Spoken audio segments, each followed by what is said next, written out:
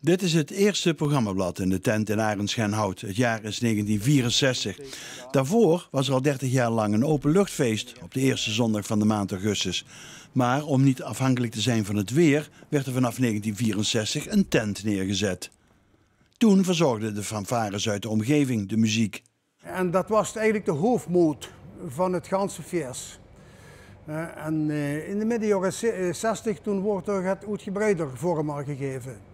De tentstijd is inderdaad in de loop van de jaren veranderd van een samenkomst van lokale muziekgezelschappen naar toch een regionaal en ook meer commercieel evenement, toegespitst op de wensen van de bezoeker, de festivalbezoeker van de huidige tijd. Zoals zoveel festivals geldt ook hier dat het nooit zou lukken zonder vrijwilligers. En bezoekers natuurlijk. Het is een echt dorpsfeest, ook als de dorpelingen al ergens anders zijn gaan wonen. Ze blijven terugkomen. Ik heb ook ergens anders gewoond en daar bleef ze erbij. En zelfs kinderen ervan wat erbij komen.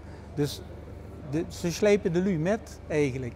En als het maar gezellig genoeg is, en niet alleen het blazen, maar ook alles eromheen, dan zullen ze gewoon tot, ja, het blijft plekken eigenlijk. Het karakter van het feest is dus erg veranderd in de afgelopen 60 jaar.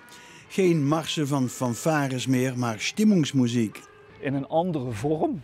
In het Oktoberfest, Hossa am Sonntag, zou de blaasmuziek wel weer terugkomen. En dan in een Duits-Oostenrijkse sfeer. Ja, geen fanfaresfeer, maar kapellen en Duitse, Bayerische. Maar het blijft blaasmuziek. Het blijft blaasmuziek. Ja.